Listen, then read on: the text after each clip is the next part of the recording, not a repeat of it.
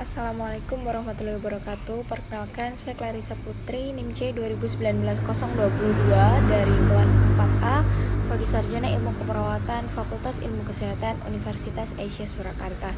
Di sini saya akan menjelaskan tentang infeksi saluran kemih yang dimulai dari definisi.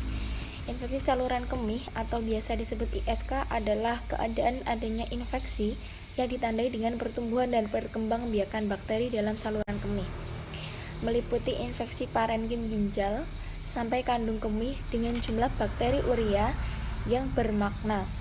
Infeksi saluran kemih adalah infeksi akibat berkembangbiaknya mikroorganisme di dalam saluran kemih yang dalam keadaan normal, air kemih tidak mengandung bakteri, virus, atau mikroorganisme lain.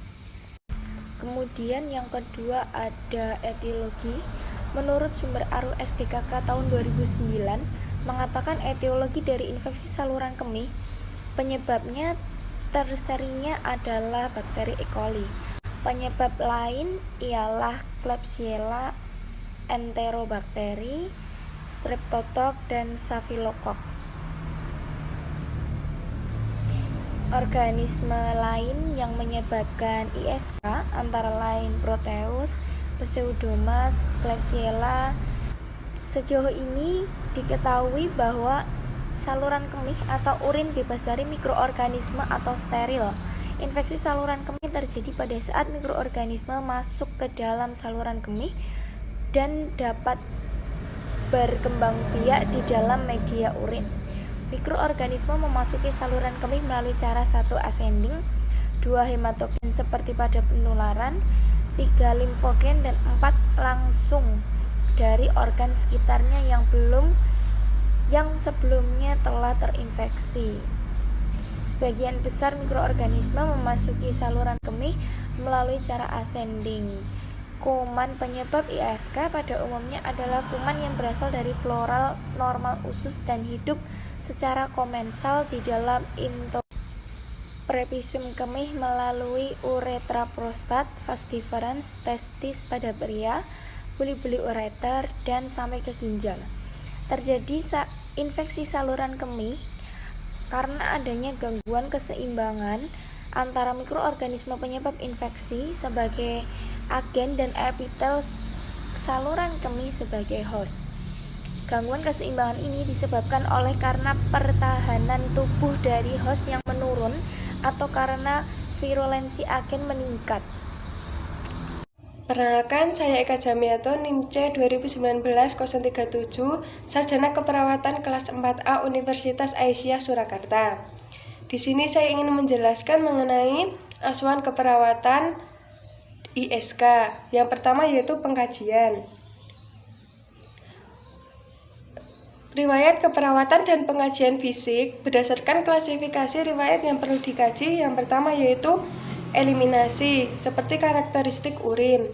Yang kedua yaitu makanan atau cairan, ada tidaknya distensi. Yang ketiga yaitu nyeri atau ketidaknyamanan. Ketidaknyamanan bisa berasal dari berbagai sumber.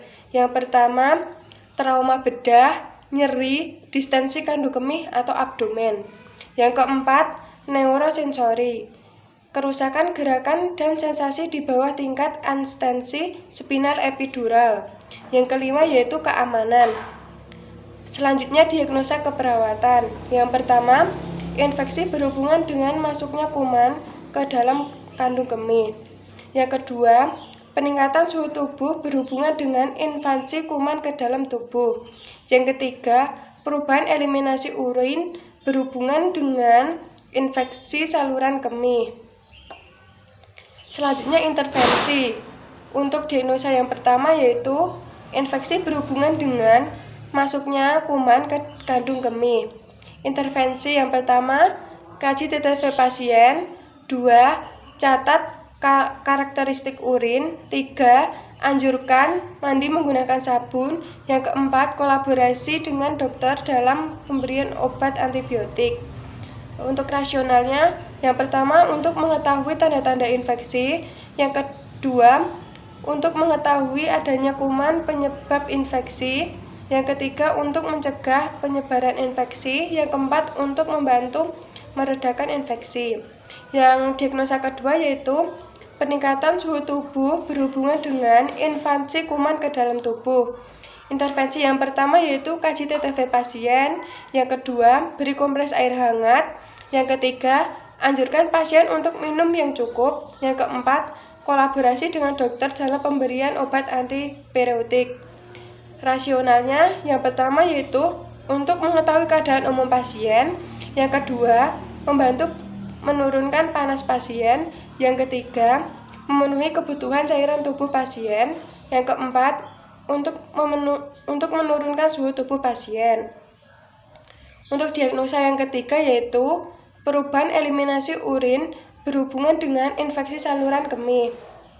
Yang pertama intervensinya yaitu observasi tanda-tanda vital, yang kedua kaji haluan urin, yang ketiga edukasi pasien untuk menghindari minum 2-3 jam sebelum tidur dan anjurkan pasien untuk berkemih sebelum tidur, yang keempat kolaborasikan dengan dokter dalam pemberian obat analgetik. Untuk rasionalnya untuk mengetahui keadaan umum pasien, yang kedua untuk mengetahui perkembangan kesehatan pasien, yang ketiga menghindari nokturia sehingga pasien dapat tidur secara maksimal, yang keempat yaitu untuk mengurangi rasa nyeri pasien. Sekian yang dapat saya sampaikan, kurang lebihnya saya mohon maaf. Wassalamualaikum warahmatullahi wabarakatuh.